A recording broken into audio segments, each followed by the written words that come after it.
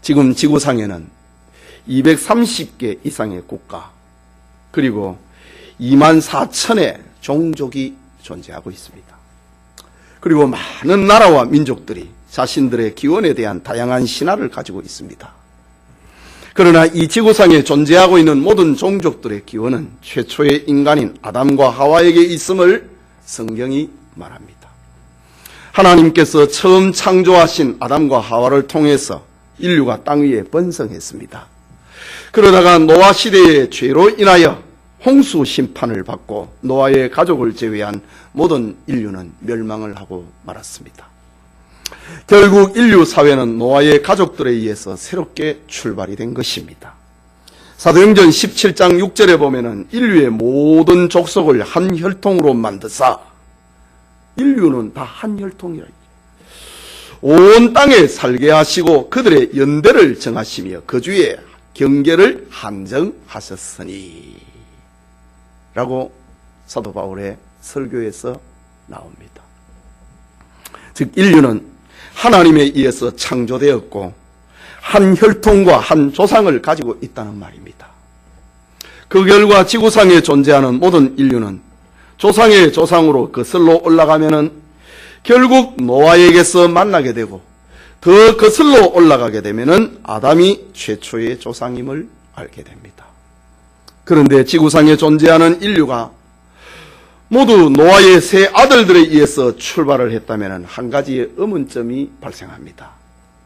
야벳, 셈, 함, 이들 모두 한 아버지인 노아에게서 태어났습니다. 그렇다면 지구상에 존재하고 있는 모든 인류가 가진 피부색, 그리고 모양, 그 다른 것은 어떻게 되느냐라는 의문입니다. 어떤 사람은 함의 자손인 흑인종들의 피부가 검게 된 것은 함이 아버지의 수치를 드러낸 죗값으로 저주를 받았기 때문이라고 주장하는데, 이것은 잘못된 것이고 편견에서 나온 주장입니다. 모든 인류가 한 조상의 후손이면서도 피부색과 모양이 서로 다르게 된 것은 바벨탑 사건 이후에 그들이 거주하게 된 지역과 환경과 관련했다고 우리는 봐야 됩니다. 오늘날에는 냉난방 장치가 잘 되어 있지만은 당시에는 그렇지 못했기 때문에 거주하고 있는 지역의 기후와 환경에 순응하면서 적응을 하면서 살아갈 수밖에 없었습니다. 예를 들면은 아프리카 같은 열대지방에 사는 사람들의 머리카락이 곱슬머리가 되지 않고는 셈의 후손들처럼 직모를 가지고 있다면은 뜨거운 복사열을 견디지 못하고 다 열사병에 걸려버리고 말 것입니다. 그리고 멜라닌 속소가 많은 검은색 피부가 되지 아니하면은 강한 자외선으로 인하여서 피부 손상을 입어버리고 말 것입니다. 반면에 비교적 추운 지방에 사는 야벳 쪽의 후손들은 몸집이 크고 지방질이 많이 섭취하지 아니하면은 그 추위를 감당하기 어렵습니다. 여러분 한번 보십시오. 뜨거운 지역에 사는 사람 그 피부가 검습니다. 곱슬머리입니다. 그 뜨거운 환경 속에서 적응을 해야 되는 겁니다. 그리고 추운 지방에 사는 사람들은 대부분 체격이 큽니다. 이 온대 지방에 사는 사람들은요, 몸집이 작아요. 이거는 그 환경과 관계가 되는 것입니다. 그렇기 때문에 피부색이나 몸의 외형이 다른 것은 거주하고 있는 지역과 환경에 적응할 수 있게 하신 하나님의 특별한 섭리의 결과로 보는 것입니다. 이런 사실은 인간의 종족이나 피부색에 관계없이 해부학적으로 모든 사람의 피는 붉다고 하는 것, 그리고 염색체 수가 동일하다고 하는 것, 그리고 같은 혈액형을 가졌다면 흑인과 백인, 황인종 상관없이 수혈이 가능하다고 하는 것, 그리고 장기를 이식할 수 있다는 사실을 통해서 알게 됩니다. 이런 이유는 한 조상을 가졌다고 하는 이유 때문에 가능한 것입니다. 한 조상이 아니면 수혈을 못합니다. 지구상에 존재하는 모든 생물은 원형세포에서 진화가 되었다고 하는 진화론자의 말의 모순은 여기서도 발견됩니다. 인류는 같은 유인원에 속한다고 하는 원숭이와 고릴라, 저들은 염색체 수가 다릅니다. 그리고 저들 사이에는, 원숭이와 고릴라 사이에는 수혈을 못합니다. 장기 이식도 못합니다. 이게 무슨 말이냐 이거죠. 한 조상이 아니기 때문에 그렇습니다. 이것이 진화론의 허구입니다. 사람은 혈액형만 같으면은 인종에 상관이 없이 수혈을 한다고 하는 이거는요, 보통 일이 아니에요. 인류의 조상은 한 사람이기 때문에 가능한 것입니다. 원숭이나 고릴라는 진화론자의 말처럼 한 조상에서 파생된 것이 아닙니다. 각각 동물을 만들었습니다. 하나님이 원숭이를 만들고 고릴라를 만들었습니다. 그렇기 때문에 조상이 다르기 때문에 장기 이식도 못하고 수혈도 못합니다. 그런데 사람은요, 흑인이든 황인종이든 백인이든 혈액형만 같으면 수혈을 하고 장기 이식이 됩니다. 이유는 한 조상을 가졌기 때문입니다. 오늘 성경에서 보듯이 모든 인류는 한 조상을 가지고 있습니다. 아담이 그렇고 노아가 그렇습니다. 이 시간 노아의 후손들이라는 제목으로 창세기 강해 계속하고자 합니다. 말씀을 듣는 우리 모두에게 하나님의 은혜를 소원합니다. 먼저 야벳의 후손들입니다. 1절에서 5절까지 말씀인데 우리 한번 읽어봅시다. 온 땅의 10장 1절에서 5절까지 노아의 아들 셈과 함과 야벳의 족보는 이러하니라. 홍수 후에 그들들이 아들들을 낳았으니 야벳의 아들은 고멜과 마곡과 마대와 야완과 두발과 메섹과 디라스요. 고멜의 아들은 아스그나스와 리박과 도갈마요. 야완의 아들은 엘리사와 달시스와 기띔과 도다님이라. 이들로부터 여러 나라의 백성으로 나뉘어서 각기 언어와 종족과 나라대로 바닷가의 땅에 머물렀더라 라고 합니다.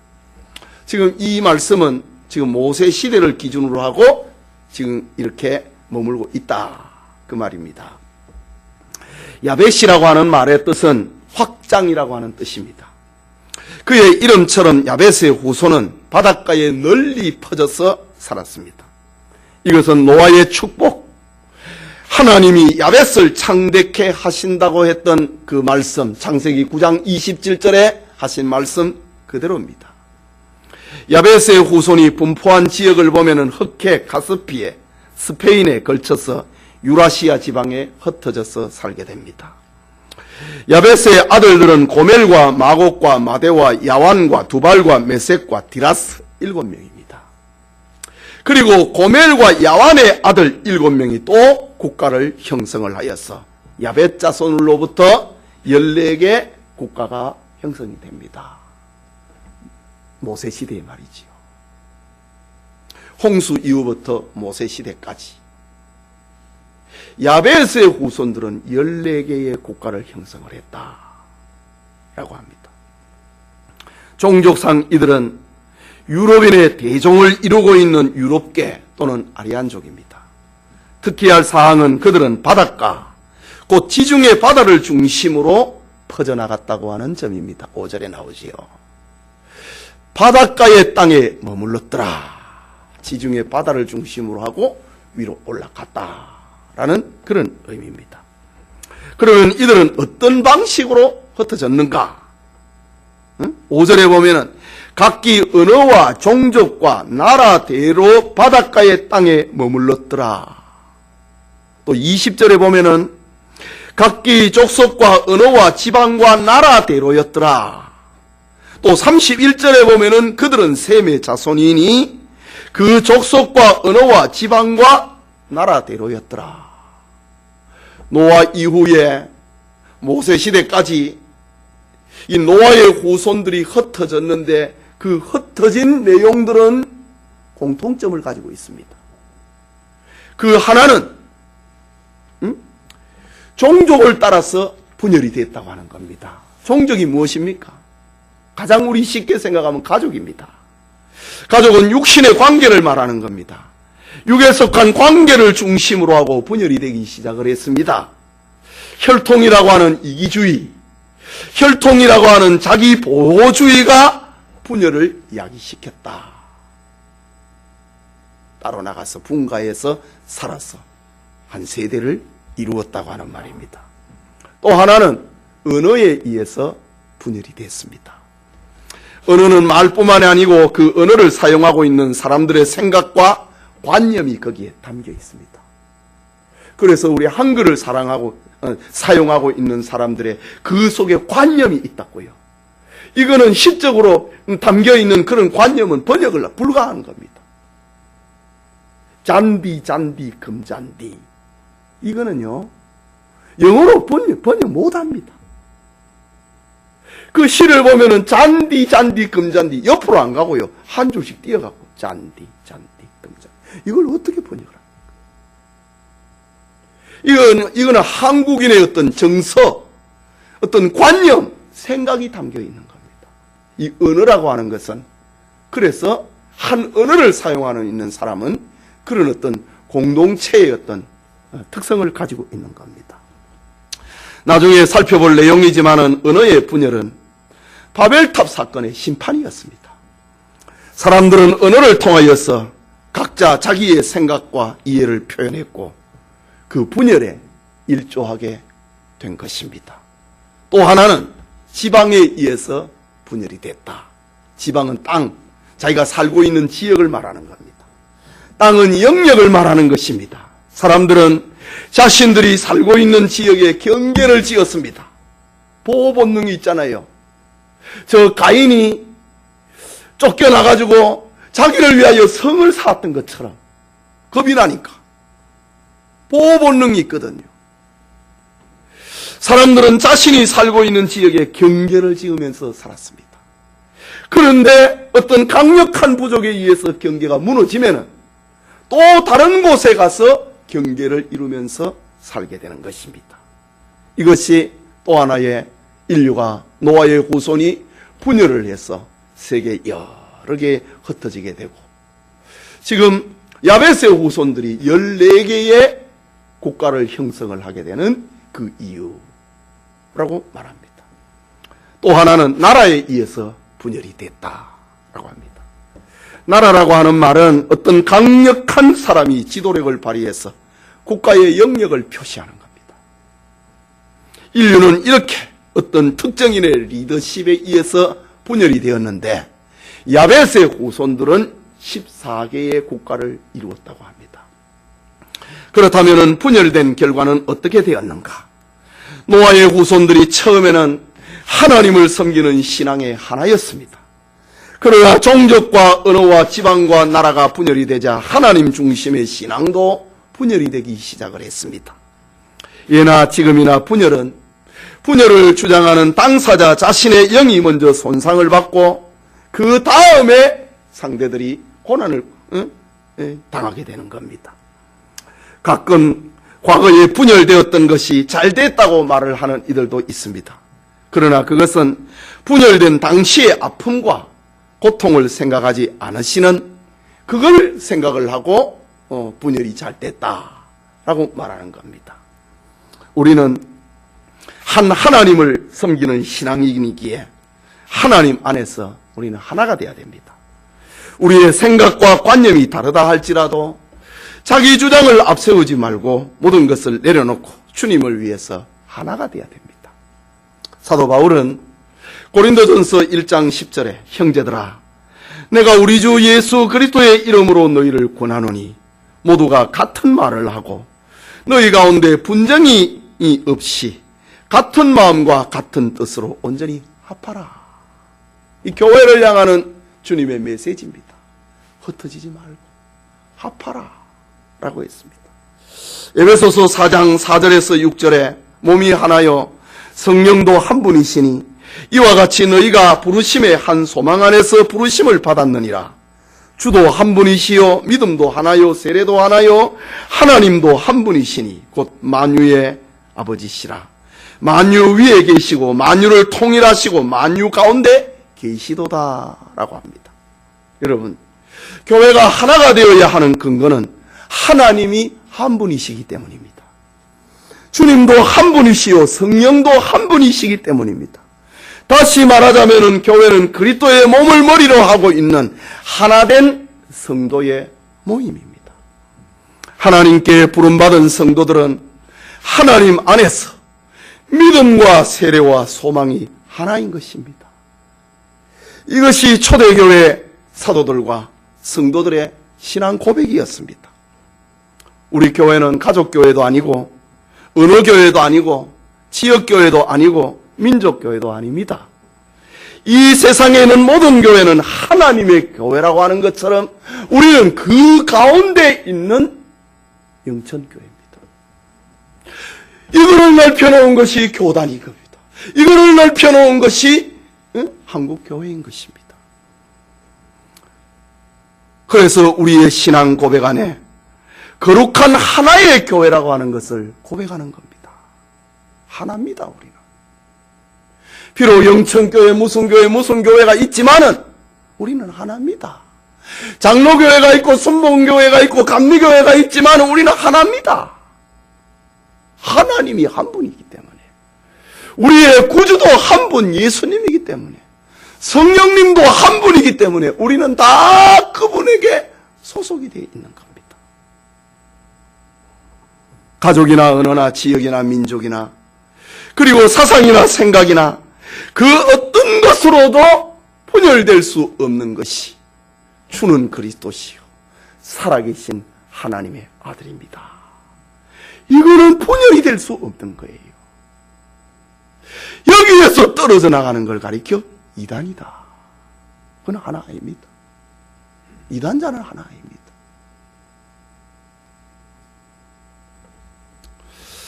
계속해서 함의 후손들을 봅니다. 6절에서 14절까지의 말씀인데 우리 족보는 뭐 다 읽어도 큰 의미가 없어요. 함이라고 하는 말은 뜨겁다는 말입니다. 덥다는 말입니다. 함은 그의 이름처럼 그는 다혈질의 사람이었습니다. 뜨거운 사람이었습니다. 그래서 그는 아버지의 실수를 눈감지 못하고 폭로하고 조롱하고 멸시하다가 벌을 받았습니다. 오늘 성경의 함의 후손들은 아프리카로 가서 지중해 연안을 따라 서쪽으로 퍼져나가며 시련과 박해 속에서 생활을 하는 비극의 주인공들이 됩니다. 함의 아들들은 오늘 성경에는 14명이 함의 아들들은 4명이 등장을 하고 그 후손들을 통하여서 또 여러 국가가 형성되는 것을 기록을 하고 있습니다. 그런데 오늘 특별히 함의 후손들 가운데 특별한 한 사람을 소개하고 있습니다. 그 사람은 8절에 등장합니다. 같이 읽겠습니다. 구스가 또 니므롯을 낳았으니 그는 세상의 첫 용사라. 이 구스라고 하는 함의 아들은 구스와 미스라임과 북과 가나안이요. 구스는 장남이고 가나안은 막내 사남입니다. 함에 4 아들이 있었는데 그 첫 번째가 구스였습니다. 이 구스라고 하는 지명은 오늘날 아프리카 중부에 있는 에티오피아를 말합니다.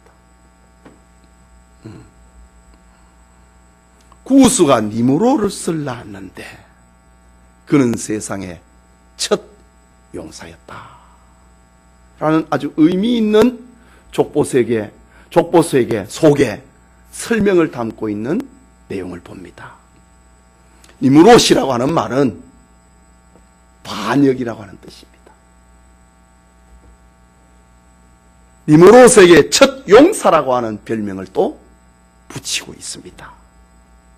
용사라고 하는 말은 강력한 세력을 가지고 있는 자를 말을 합니다. 계속해서 본문 9절을 보면은 그가 여호와 앞에서 용감한 사냥꾼이 되었으므로 속담에 이르기를 아문은 여호와 앞에 니므롯같이 용감한 사냥꾼이로다 하더라 라고 합니다. 그 니므롯에 대한 설명을 지금 3절이나 하고 있습니다. 족보 속에 세 구절을 들여서 한 사람을 설명한다고 하는 것은 뭐가 있는 겁니다. 니므롯, 반역이라는 말, 대적이라는 말입니다. 누구를 대적했느냐 말이죠. 그러면 누구를 반역을 했느냐는 겁니다. 9절에는 그가 여호와 앞에서 하나님을 대적했다는 겁니다. 하나님을 반역했다고 합니다. 그런데 하나님을 반역을 하는데 첫 용사가 됐다고 합니다. 이거는 아주 의미심장한 표현입니다. 용감한 사냥꾼이 됐다고 합니다. 용감한 사냥꾼. 어떤 동물을 잡고 짐승을 잡는데 잔인성과 포악성을 표현하고 있는 말입니다. 용감한 사냥꾼. 그런데 9절에 여호와 앞에서 니므롯은 하나님을 반역을 하는데 하나님을 무서워하지 않는데, 무서워하면 반란 일으킬 수 있나요? 하나님을 배반하고 하나님을 반란을 일으키는데, 하나님께 반란을 일으키는데 용사가 됐다고 합니다. 네. 하나님을 무서워하지 않는 사람이 됐다. 용감한 사냥꾼처럼 되었다 라고 합니다. 그리고 또 그 다음에는 특이한 사냥꾼처럼 됐다 이거지. 하나님께 반란을 일으키는데 특별한 지혜를 만들어내는 사람. 마치 사탄처럼 말입니다. 특이한 사냥꾼. 어떻게 저런 생각을 해가지고 하나님에게 반란할 수 있을까? 니므롯은 특이한 사냥꾼이었다고 합니다. 정리하자면은 니므롯은 난폭한 사냥꾼이었고, 하나님을 대적하는데 겁을 내지 않는 용사였고, 하나님께 반역을 하는 특별한 재주, 곧 짐승의 마음을 가진 용사였다고 말합니다. 10절 이후에 보면은 이 니므롯이 처음으로 강력한 나라를 세우고 있는 장면을 기록을 합니다. 10절이지요. 그의 나라는 시나알 땅의 바벨과 에렉과 악각과 갈레에서 시작이 되었으며, 구스의 아들이라 그랬습니다. 저 아프리카의 중부에 있었는데 이 니므롯은 그걸 만족 안 하는 겁니다. 어디로 갔습니까? 시나알 땅의 바벨과, 오늘날의 저 이란과 이라크, 사우디 이쪽으로 진출을 했다고 합니다. 이 특별한 어떤 재주를 가지고 있는 니므롯입니다.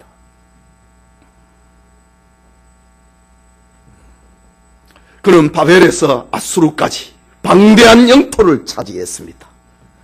그리고 아수르의 수도 니누에를 건축을 하는 사람이 됩니다.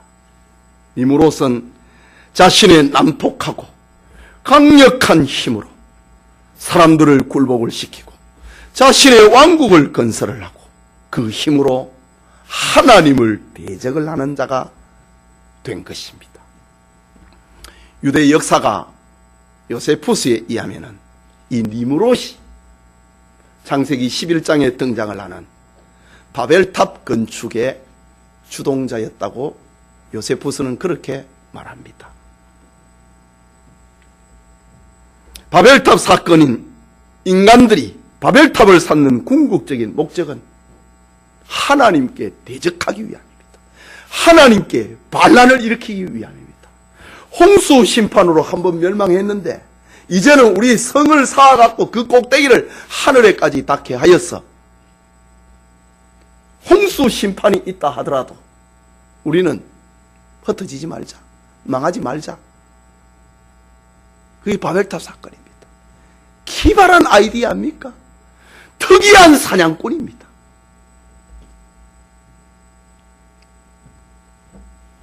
하나님은 이런 인간의 배신과 배반과 배은을 용납하지 아니하시고 언어를 혼잡케 해서 온 지면에 흩어버렸습니다. 사실 니므롯을 중심으로 한 함 자손의 문화는 인간적인 측면에서 볼 때는 대단했습니다. 그러나 신앙적인 면에서 볼 때 이들의 문화는 가치가 없었고 무의미한 것으로 취급당합니다. 성경에서는 니무롯의 문화는 가치 없다 이거지. 더구나 이들이 하나님의 백성과 관계가 끊어지고 난 다음에는 성경에는 이름이 거론되지 않습니다. 그런데 오늘 본문의 니무롯에 대해서 상세하게 설명하고 있는 이유는 세상에는 택한 백성들뿐만 아니라 악의 세력도 번성해 가고 있다는 사실을 알려줍니다. 세상은 선민만 존재하지 아니하고 악의 세력이 동시에 성장하고 있는 곳입니다. 그리고 이 두 세력 사이에 끊임없이 갈등이 계속되고 있습니다. 본문은 이런 사실을 교훈하기 위해서 니무롯에 대해서는 상세하게 설명합니다. 계속해서 함의 아들들 가운데 막내 이야기를 하나 더 하고 있습니다. 사남, 가나안에 대한 이야기입니다. 함의 족보를 얘기를 하면서 하나를 떼가지고 마치 한 인류의 어떤 조상처럼, 한 종족의 조상처럼 이야기를 합니다. 그 15절에서 20절까지 기록이 되어 있는 가나안에 대한 이야기입니다. 가나안은 함이 아버지께 범죄하였을 때에 함을 건너뛰고 저주를 받은 사람입니다. 함이 아버지의 치부를 폭로하고 조롱하고 멸시했는데 노아는 함을 저주한 것이 아니라 함의 아들 가나안을 저주합니다. 그렇다면 왜 노아가 함을 건너뛰고 가나안을 저주했느냐 이거지요. 뭔가 이유가 있는 겁니다. 가나안이 함의 저주를 송두리째 받게 되는 이유는 가나안이 아버지의 뜻에 가장 큰 동조자가 됐다는 말입니다. 알다시피 훗날 가나안은 출애굽한 이스라엘이 신정국가를 건설을 할 때에 하나님이 약속하신 가나안의 원주민이었습니다. 그들은 여호수아 시대에 하나님의 백성들에게 적지 않은 고통을 안겨다 주었지만은 그들은 다 망했던 부족 가운데 하나입니다. 그들은 악한 조상의 후예이고 무서운 저주를 상속받은 자들입니다. 그래서 하나님은 아브라함을 불러서 한 민족을 형성을 하는데 지구상의 수많은 영토 가운데서 이 가나안이 살고 있는 그 땅을 내가 너에게 주겠다. 응? 여호수아 모세 시대에는 그 땅에 살고 있는 가나안 부족들을 다 죽여라고 합니다. 이게 함에 의해서 받은 저주의 결과입니다. 그들을 죽이라고 합니다.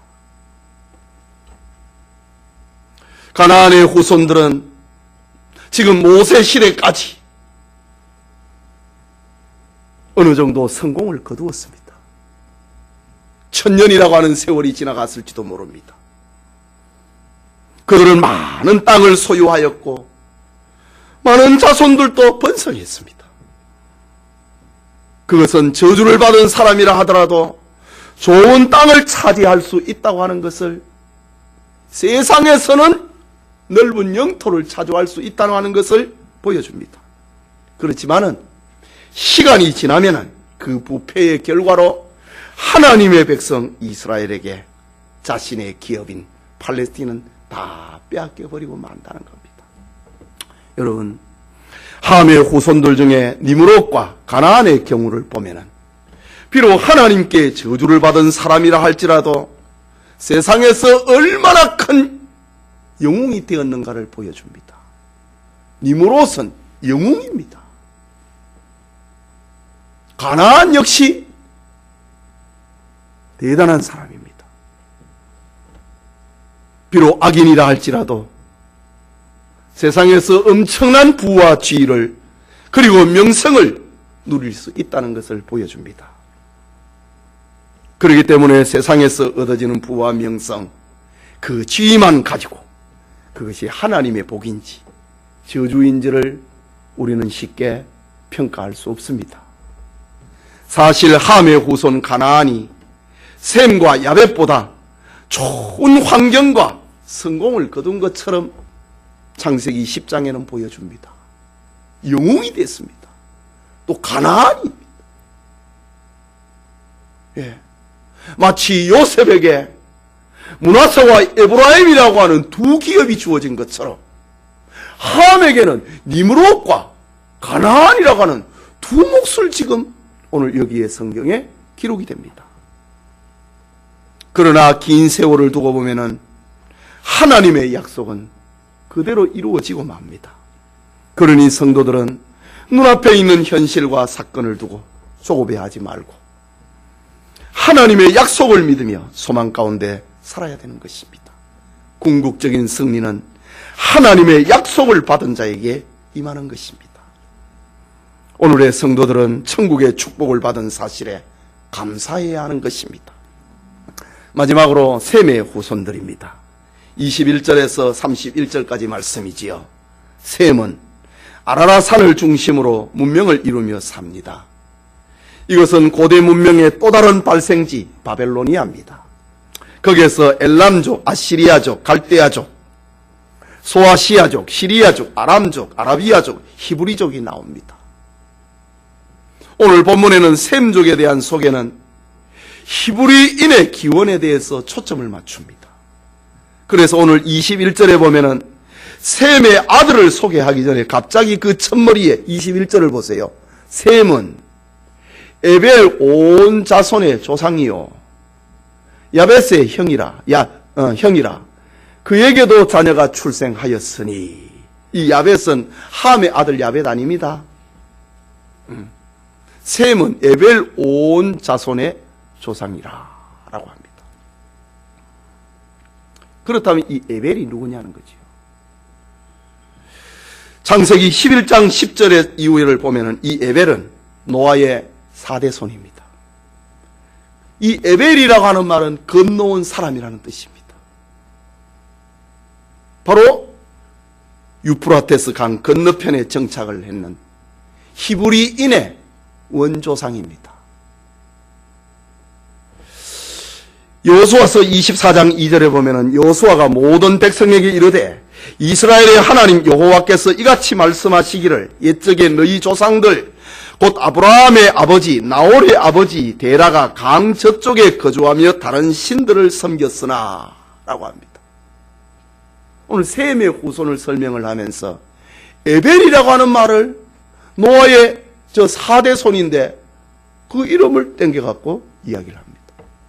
이유는 히브리인의 원조상이기 때문입니다. 그래서 셈의 자손의 기록 가운데서 뺄 수 없는 것이 에벨은 두 아들을 낳고 하나의 이름은 벨렉이라 하였으니 그때의 세상이 나뉘었으며 벨렉의 아우의 이름은 욕단이며 라고 합니다. 자, 에벨이 두 아들을 낳았다. 두 아들을 낳았는데 벨렉이라고 했다. 벨렉을 낳았을 때는 온 세상에 나누어졌다. 이게 무슨 말이죠? 바벨탑 사건을 말합니다. 그러니까 노아의 5대 손에 갈 때에 에벨이 4대 손이니까 벨렉은 5대 손이잖아요. 노아의 5대 손에 이르렀을 때에 바벨탑 사건이 일어난 겁니다.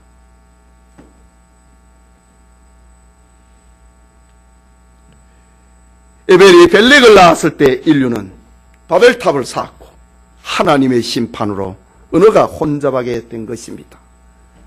그래서 에벨은 아들의 이름을 벨렉이다. 이때 흩어졌다. 이름을 통하여서 그때의 사건을 우리에게 들려주고 있습니다. 에벨은 아들 벨렉을 낳았을 때에 말이 달라져 버렸다 이거지. 인류의 언어가 하나였는데 달라져 버렸습니다. 이게 얼마나 충격이었겠습니까? 그래서 아들의 이름을 벨렉이라고 지은 것입니다. 에벨은 또 둘째 아들을 낳았는데 그 이름은 욕단이라고 했습니다. 욕단은 13명의 아들을 낳고 아라비아 지역으로 가서 살게 됩니다. 오늘 이런 사실을 통하여서 성경과 족보는 우리에게 무엇을 교훈하고 있는가? 이것이 오늘 핵심입니다. 우리 오늘 교훈하고 있는 것은 두 개인데, 하나는 성경의 지명과 인명은 실제라는 사실입니다. 우리는 왜 성경의 저자가 이 많은 인물들을 그들이 살던 지역을 이렇게 상세하고 언급하고 있는가를 유의해야 됩니다. 이것은 성경이 이런 인물들이 실제 역사 속에서 존재하였음을 증명하고 있는 말입니다. 그 이름들이 전부 다 사건을 가지고 있습니다. 이것을 증명하기 위하여보다는 그 자체가 진실이었다고 하는 사실을 알려주고 있습니다. 거짓으로 꾸민 이야기라면 창세기 10장은 찢어내야 됩니다. 이런 족보를 기록함에 있어서 성경의 실제성을 믿고 하나님과 가까워지고자 하는 주님의 자녀들이 많아져야 됩니다. 또 하나는 인류의 조상은 하나라는 사실입니다. 노아의 후손 셈, 함, 야벳에 의해서 인류는 번성합니다. 이들 세 형제는 모두 노아의 아들들입니다. 그러므로 인류의 조상은 하나입니다. 성인이나 철학자나 왕들이 다 한 형제이고 한국인이나 중국인이나 미국인이 다 한 형제입니다. 여기에 눈이 높고 낮음이나 존귀함과 천함이 있을 수가 없는 것입니다. 하나님은 인류를 서로 다르게 만들지 않았습니다. 하나님은 모든 인류를 성정이 같은 사람으로 만들었습니다. 이렇게 인류가 한 조상을 가지고 있다고 하는 사실은 세계 선교의 기초가 됩니다. 모든 인류는 한 형제요 자매이기 때문에 구원받지 않아도 될 사람, 버려야 될 사람은 존재하지 않는다는 것입니다. 기독교는 절대로 배타적인 종교가 될 수 없고 세계적인 종교가 되어야 된다는 것을 말하고 있습니다. 한 형제니까 한 형제를 구원해야 된다고 하는 것이지요. 온 인류가 그리스도의 성품을 담기 위하여서 먼저 믿는 이들이 세상의 소금이 되고 빛의 역할을 해야 된다고 하는 선교적인 의미를 우리에게 들려줍니다. 마지막 32절에는 이들은 그들의 족보를 따르면은 노아의 자손의 족속들이요 홍수 후에 그들에게서 이 땅의 백성들이 나뉘었더라 라고 말합니다. 노아의 자손들이 각지에 퍼져나가서 족속들을 형성을 하고 국가를 만들었습니다. 지금 지구상에는 76억 명의 인구가 있습니다. 그리고 2만 4천의 종족이 존재합니다. 그러나 이들 모두는 다 한 조상입니다. 피부색이 다르고 사용하는 언어가 다르고 생김새가 다르지만은 모두가 다 노아의 후손이요. 더 올라가면은 아담의 후손입니다. 그렇기 때문에 우리는 한 형제고 우리는 수혈할 수 있고 장기도 이식할 수 있는 겁니다. 성도 여러분, 노아의 세 아들들을 통하여서 오늘날 같은 인류가 되었다고 하는 것은 하나님의 약속은 진실이고 절대적이라는 사실이 말합니다. 인간이 아무리 맹세를 하고 다짐을 한다고 해도 세월이 흐르고 상황이 바뀌면 약속한 것을 지키지 못할 경우가 많습니다. 그러나 하나님은 한 번 약속하신 것은 반드시 지키시는 신실하신 하나님이라는 사실을 오늘 이 성경을 통해서 우리에게 교훈합니다. 창세기 10장은요 1000년 이상의 역사입니다. 하나님께서 최초의 인간인 아담에게 생육하고 번성하여 땅에 충만하라고 하는 복을 주었습니다. 그리고 하나님이 주신 복대로 인간은 땅 위에 번성하기 시작했고 충만해졌습니다. 그러나 홍수 심판으로 노아의 가족만 땅 위에 남게 되었고 하나님께서는 노아에게 또다시 아담에게 주셨던 그 축복을 말씀하십니다. 생육하고 번성해라. 오늘의 세계 인구가 이렇게 번성한 것은 우연이 아닙니다. 하나님의 말씀대로 지금 돼가고 있는 것입니다. 하나님께서 주신 약속의 성취입니다. 하나님의 약속하신 것은 반드시 이루어집니다. 문제는 인간의 가능성이 아니라 하나님의 약속을 믿는 믿음이 있는가? 이것에 있습니다. 오늘도 창세기 10장이라고 하는 노아의 후손들의 족보를 통해서 인류는 한 조상을 가진 후손이다. 복음을 모르는 인종과 종족이라도 복음을 들어야 될 선교의 대상이다. 사람 앞에 되어진 현실을 보고 삶의 방향을 정할 것이 아니라 하나님의 약속이 담긴 성경을 삶의 기준으로 여겨야 된다. 이유는 하나님은 자신의 약속을 반드시 지키시는 분이기 때문입니다. 당장은 함의 자손들이 흥하는 것 같아도 결국은 하나님의 말씀대로 벌을 받고 고통을 당하고 있는 장면을 봅니다. 이런 사실 앞에 하나님께 경외심을 가지고 하나님 신앙으로 살아가는 우리 성도님들 되시기를 소원합니다. 우리 같이 기도합시다. 인류는 한 조상을 가지고 있는 후손이다. 그러니 우리는 인류를 향하여서 선교적 책임을 감당해야 된다. 라는 사실입니다. 우리 같이 기도합시다.